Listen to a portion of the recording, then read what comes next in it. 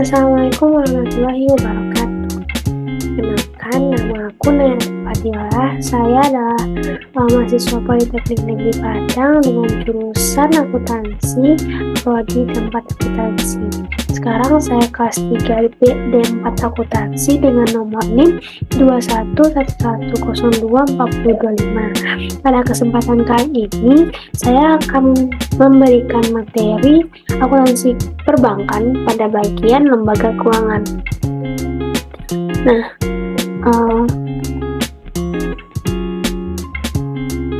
materinya itu definisi lembaga keuangan. Nah, lembaga keuangan yang dimaksudkan sebagai perantara pihak-pihak yang kelebihan dana atau surplus of funds dengan pihak-pihak yang kekurangan dan memerlukan dana, atau bisa disebut dengan lack of funds. Nah, definisi lembaga keuangan menurut Undang-Undang Perbankan Nomor 14 Tahun 1967 Pasal 1 Ayat B, yang dimaksud dengan lembaga keuangan adalah semua badan yang melalui kegiatan-kegiatannya di bidang keuangan, baik menarik uang dari dan menyalurkannya ke dalam masyarakat. Di dalam Undang-Undang Perbankan Nomor 7 Tahun 1992 tidak dicantumkan definisi tentang lembaga keuangan. Nah, selanjutnya itu jenis-jenis lembaga keuangan. Nah, selama ini bentuk atau jenis lembaga keuangan di Indonesia dibedakan menjadi dua jenis, yaitu lembaga keuangan bank dan yang kedua lembaga keuangan bukan bank. Nah, pertama kita masuk dulu pada lembaga keuangan bukan bank. Nah, definisi bank menurut undang-undang yang lama yaitu Undang-Undang Pokok Perbankan Nomor 14 Tahun 1967. Bank adalah lembaga keuangan yang usaha pokoknya memberikan kredit dan jasa-jasa dalam lalu lintas pembayaran dan peredaran uang. Nah, menurut Undang-Undang Perbankan yang baru, yaitu Undang-Undang Nomor 7 Tahun 1972 dan Nomor 10 Tahun 1998, definisi bank adalah suatu badan usaha yang menghimpun dana dari masyarakat dalam bentuk simpanan dan menyalurkannya kepada masyarakat dalam bentuk kredit ataupun bentuk-bentuk lainnya dalam rangka meningkatkan taraf hidup rakyat banyak. Nah, bank adalah suatu badan yang bertujuan untuk memuaskan kebutuhan kredit, baik dengan cara alat-alat pembayaran sendiri ataupun uang yang diperolehnya dari orang lain, maupun dengan jalan memperedarkan alat-alat penukar baru berupa uang giral. Nah, tugas-tugas bank secara umum kita dapat ketahui secara tiga. Pertama, menghimpun dana atau penyimpanan uang masyarakat atau nasabah. Yang kedua, memberi atau menyalurkan kredit kepada masyarakat. Yang ketiga, sebagai perantara dalam lalu lintas pembayaran. Dasar-dasar hukumnya dalam undang-undang ini adalah yang pertama pasal 5 ayat 1, pasal 20 ayat 1, pasal 23, dan pasal 33 Undang-Undang Dasar 1945. Lalu Undang-Undang Nomor 13 Tahun 1968 tentang Bank Sentral dan Undang-Undang Nomor 7 Tahun 1992 tentang perbankan. Nah, di sini ada beberapa fungsi bank, yaitu yang pertama yaitu sebagai modal investasi, yang berarti transaksi derivatif dapat dijadikan sebagai salah satu model berinvestasi, walaupun pada umumnya merupakan jenis investasi jangka pendek atau bisa disebut dengan yield enhancement atau sebagai cara lindung nilai, yang berarti transaksi derivatif dapat berfungsi sebagai salah satu cara untuk menghilangkan risiko dengan jalan lindung nilai atau hedging atau disebut sebagai risk management. Yang kedua, fungsi bank itu informasi harga. yang mana berarti transaksi derivatif dapat berfungsi sebagai sarana mencari atau memberikan informasi tentang harga barang, komoditas tertentu di kemudian hari, atau bisa disebut dengan price discovery. Selanjutnya itu fungsi spekulatif, yang mana berarti transaksi derivatif dapat memberikan kesempatan spekulasi atau untung-untungan terhadap perubahan nilai pasar dari transaksi derivatif itu sendiri.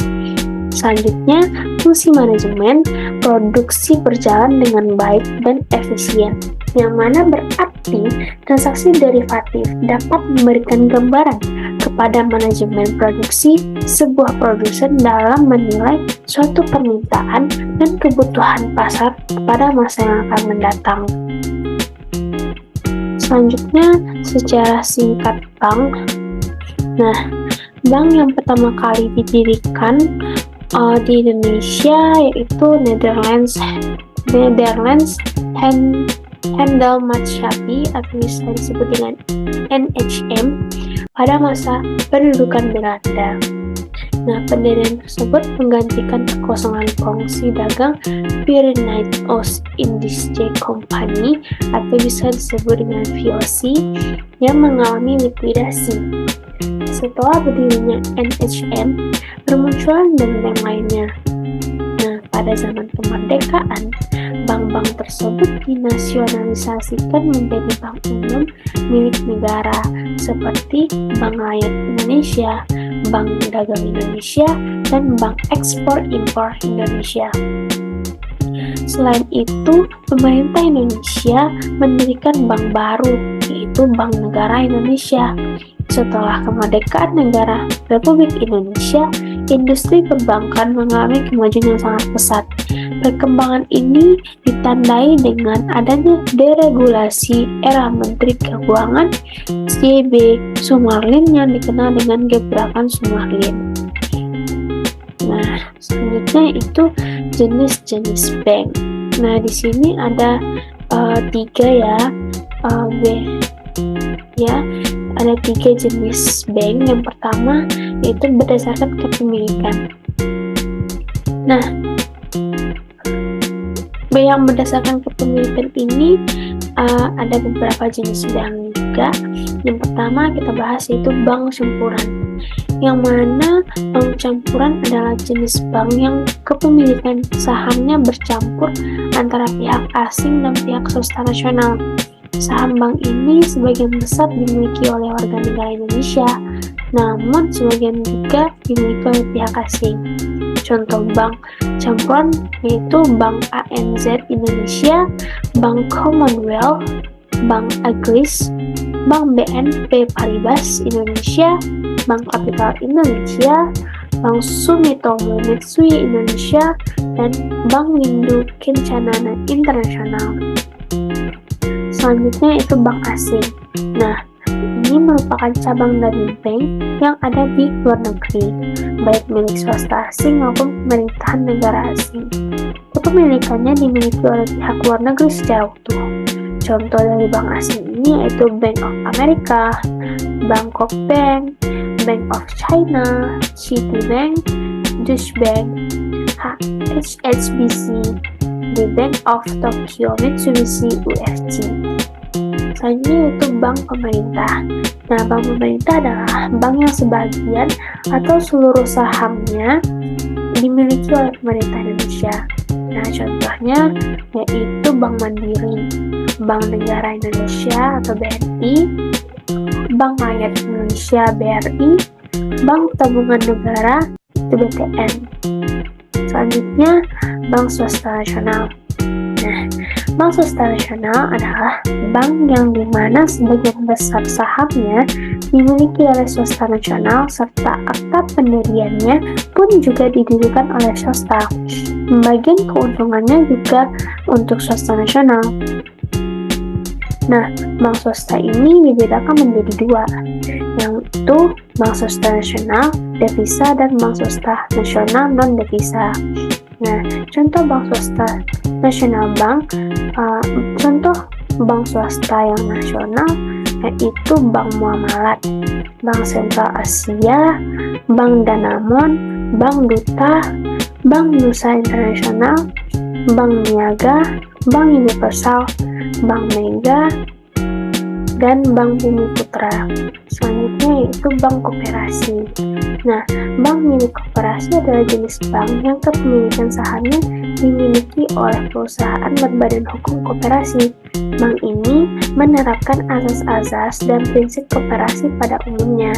Contoh bank koperasi yaitu Bank Umum Koperasi Indonesia. Selanjutnya, jenis-jenis bank berdasarkan kegiatan operasionalnya, yaitu bank konvensional. Bank konvensional jenis bank yang melaksanakan kegiatan usaha secara konvensional yang dalam kegiatannya memberikan jasa lalu lintas pembayaran secara umum berdasarkan prosedur dan ketentuan yang telah ditetapkan. Bank konvensional yang pada umumnya beroperasi dengan mengeluarkan produk-produk untuk menyerap dana masyarakat, menyalurkan dana yang telah dihimpun dengan cara mengeluarkan kredit, pelayanan jasa keuangan, dan jasa-jasa lainnya. Selanjutnya yaitu jenis kegiatan operasionalnya yaitu bank syariah. Bank syariah merupakan jenis perbankan yang segala sesuatunya menyangkut tentang bank syariah. Bank unit usaha syariah mencakup kelembagaan usaha, serta cara dan proses dalam melaksanakan kegiatan usahanya.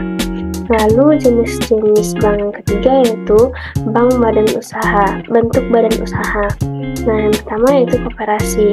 Bank ini berbentuk koperasi merupakan bank yang memiliki badan usaha berbentuk koperasi. Skala struktur dan susunan organisasi dalam bank dibentuk seperti sebuah koperasi pada umumnya. Nah, yang kedua yaitu bentuk bank perusahaan perseorangan, yang mana bank jenis ini merupakan bank yang memiliki badan usaha berbentuk perusahaan perseorangan. Yang ketiga yaitu bank berbentuk perseroan terbatas atau PT, yang mana bank jenis ini memiliki badan usaha yang berbentuk perseroan terbatas, yang mana dari segala struktur dan susunan organisasi dalam bank dibentuk seperti sebuah perseroan terbatas pada umumnya. Lalu yang terakhir yaitu bank berbentuk firma, yang mana bank memiliki badan usaha berbentuk firma, segala struktur dan susunannya juga dibentuk seperti sebuah firma pada umumnya. Selanjutnya, jasa perbankan. Nah, jasa perbankan diberikan untuk mendukung kelancaran menghimpun dan menyalurkan dana, baik yang berhubungan langsung dengan kegiatan simpanan dan kredit maupun tidak langsung. Nah, jasa perbankannya yaitu jasa setoran seperti setoran listrik, telepon, air, dan uang kuliah, jasa pembayaran seperti pembayaran gaji dan pensiun maupun hadiah, jasa pengiriman uang, jasa penagihan, clearing, penjualan mata uang asing, penyimpanan dokumen, jasa cek wisata, kartu kredit, jasa letter of credit, dan jasa-jasa bank lainnya. Misalnya itu jenis-jenis kantor bank. Yang pertama kantor pusat, yang mana kantor pusat bank adalah kantor tempat semua kegiatan perencanaan sampai dengan pengawasan terdapat di kantor pusat ini. Jadi di setiap bank memiliki satu kantor pusat dan fungsi dari kantor pusat tidak untuk melakukan kegiatan operasional seperti kantor cabang, melainkan hanya mengendalikan jalannya kebijakan kantor pusat terhadap cabang-cabang lainnya. Yang kedua itu kantor cabang penuh, yang mana kantor cabang yang secara lengkap dalam memberikan jasa layanan bank. Dalam praktiknya, semua kegiatan perbankan yang ada di kantor cabang penuh, dan biasanya kantor cabang penuh membawahi kantor cabang pembantu. Nah, kantor cabang pembantu yaitu kantor cabang yang posisinya berada di bawah pengawasan kantor cabang penuh, atau jasa bank yang dilayani hanya sebagian saja. Kantor cabang maupun pembantu bisa saja naik menjadi kantor cabang penuh setelah mendapatkan persetujuan dari kantor pusat. Dan terakhir yaitu kantor kas. yang mana kantor bank yang paling kecil. Artinya, kegiatan jasa layanan banknya hanya meliputi teller atau kasirnya saja. Kantor kas ini hanya melayani sebagian kecil dari kegiatan perbankan. Menurut posisinya, kantor kas yang berada di bawah kantor cabang pembantu. Saat ini, kantor kas bahkan sangat mudah kita temukan karena bank yang melakukan pelayanan dengan mobil, maka sering disebut juga sebagai kas keliling. Selanjutnya, kegiatan usaha bank, yaitu kegiatannya yaitu dari bank umum, yang mana kegiatan usaha bank umum ini menghimpun dana dalam bentuk simpanan giro, tabungan, deposito berjangka, sertifikat deposito, dan tabungan lainnya yang dipersamakan. Lalu memberikan kredit. Yang ketiga, mengeluarkan surat pengakuan utang, membeli, menjual, dan menjamin kepentingan sendiri, nasabah, surat berharga, misalnya obligasi, SBI, dan sebagainya. Lalu melakukan transfer, menempatkan dana pada meminjamkan dana, dan meminjamkan dana kepada pihak lain, baik dengan menggunakan surat, telepon, cek, dan sebagainya.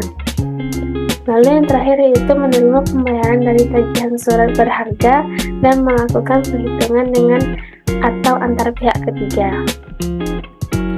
Selanjutnya itu kegiatan usaha dari Bank BTR, yang mana dia melakukan menghimpun dana dari masyarakat berupa simpanan tabungan, berupa tabungan deposito berjangka atau dipersamakan dengan lainnya. Yang kedua, memberikan kredit, menyediakan pembiayaan dan penempatan dana dengan prinsip syariah. Lalu menempatkan dananya dalam bentuk yang pertama, sertifikat Bank Indonesia, deposito berjangka, tabungan kepada bank lain. Selanjutnya, Bank BTR ini juga dilarang melakukan kegiatan usaha seperti menerima simpanan giro, ikut serta dalam lalu lintas pembayaran, melakukan kegiatan usaha dengan valuta asing, melakukan penyertaan modal, serta melakukan usaha pengasuransian. Nah, apa sih beda antara bank umum dengan BPR? Nah, bank umum ini berupa tabungan, deposito, dan giro. Lalu BPR ini tidak dibenarkan untuk menerima giro. Lalu bank umum ini yang kedua dapat melakukan lalu lintas pembayaran, sedangkan BPR ini juga tidak diikutkan dalam lalu lintas pembayaran. Bank umum ini dapat melakukan usaha falas, sedangkan BPR tidak. Lalu bank umum juga dapat melakukan penyertaan modal, sedangkan BPR juga tidak dapat melakukan penyertaan modal. Yang kedua jenisnya yaitu lembaga keuangan non-bank. Nah, sesuai penjelasan sebelumnya, lembaga keuangan non-bank atau perusahaan finansial non-bank merupakan lembaga yang mempunyai izin resmi untuk menghimpun modal dari masyarakat. Dana tersebut lalu dikelola agar bisa disalurkan menjadi sarana pendukung kegiatan ekonomi yang berhubungan dengan investasi ataupun surat berharga. Nah, jenis-jenis dari LKBB itu pegadaian, yang mana berguna nanti sebagai penyalur dana kepada masyarakat dan menjadi salah satu BUMN yang menawarkan solusi untuk masyarakat dan memerlukan pinjaman melalui menggadaikan aset suatu barang berharga miliknya. Lalu koperasi simpan pinjam, yang mana layanan koperasi simpan pinjam mempunyai dasar hukum yaitu Undang-Undang Nomor 17 Tahun 2012 bertugas selayaknya bank, yang yakni menghimpun dana para anggotanya dan menyalurkannya kembali kepada anggota dan non-anggota. Selanjutnya itu pasar modal, yang mana menjadi tempat transaksi surat berharga berjangka di atas 1 tahun atau jangka panjang. Lembaga pasar modal ini merupakan tempat ideal bagi para pencari dana dan emiten terhadap mendapatkan investor. Lalu kemudian investor tersebut dapat menanam modal miliknya dan membeli saham maupun obligasi perusahaan via sekuritas. Selanjutnya itu pasar uang, Selayaknya pasar modal, lembaga pasar uang merupakan tempat ideal juga untuk mendapatkan investor. Jenis aset yang ditransaksikan pada pasar uang mencakup surat berharga pasar uang atau SBPU, SPI atau Sertifikat Bank Indonesia Deposito. Lain dari pasar modal, pasar uang menawarkan surat berharga dengan jangka waktu pendek, yakni maksimal kurang dari 1 tahun. Selanjutnya yaitu perusahaan modal ventura, itu perusahaan yang mendanai sebuah bisnis atau perusahaan berjangka waktu tertentu sesuai dengan ketentuan terkait bentuk aktivitas yang dilakukannya. Ventura capital ini disesuaikan dengan kesepakatan terkait pembagian hasil atau pembeli sahamnya. Selanjutnya yaitu perusahaan asuransi.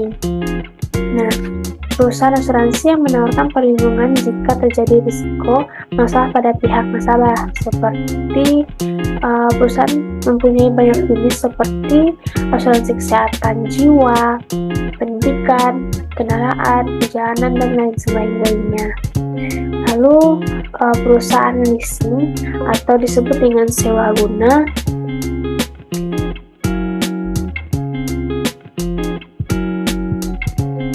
Lalu sebelumnya tadi bahasanya lupus, jadi mesti harus di-charge dulu. Tadi kita lanjut pada perusahaan leasing. Nah, perusahaan leasing atau bisa disebut dengan sewa guna, yaitu perusahaan ini menawarkan layanan pembiayaan dengan basis kontrak atau bisa disebut dengan transaksi pemilihan kredit. Dan ini menyasar perseorangan atau perusahaan melalui pembiayaan dengan anggunan. Lalu selanjutnya itu anjak piutang atau bisa disebut dengan factory company, itu jenis lembaga finansial non-bank yang mempunyai peran pengambilan kredit sebuah perusahaan yang sedang terkendala pinjaman.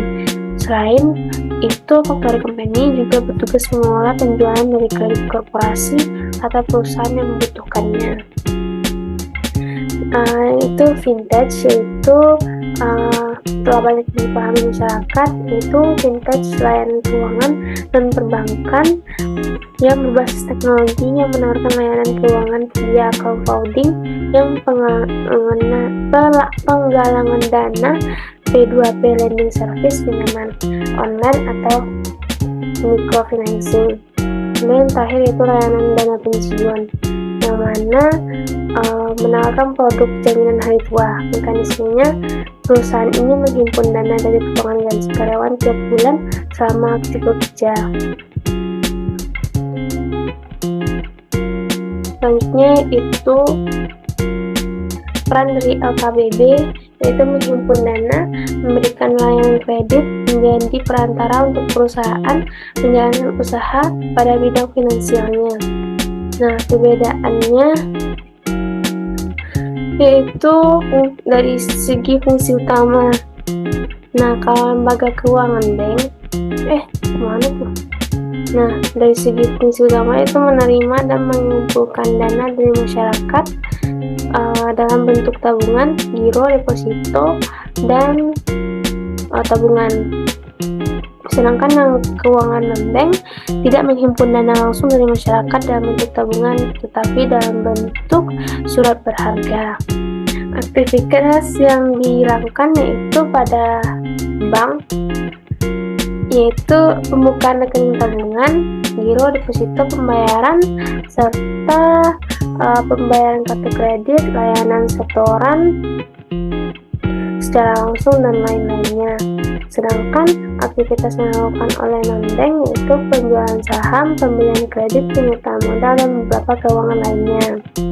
Selanjutnya yang ketiga, memberikan pinjaman pada lembaga keuangan bank, memberikan pinjaman dalam bentuk uang untuk pembayaran usahanya atau pembiayaan usahanya, seperti pembayaran usaha, pembiayaan pendidikan, dan lain-lainnya.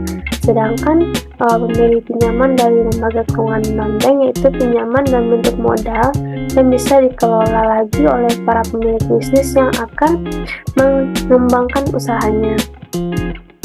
Lalu jenis-jenis yang dihasilkan oleh lembaga keuangan bank yaitu bank sentral, bank umum, dan BPR. Sedangkan lembaga non-bank yaitu perusahaan asuransi, perusahaan dana pensiun, koperasi simpan pinjam, lembaga pegadaian, dan leasing. Nah, peran dari lembaga keuangan yaitu sebagai perantara nasabah dalam melakukan transaksi seperti pembelian, pengiriman uang, hingga penjualan falas.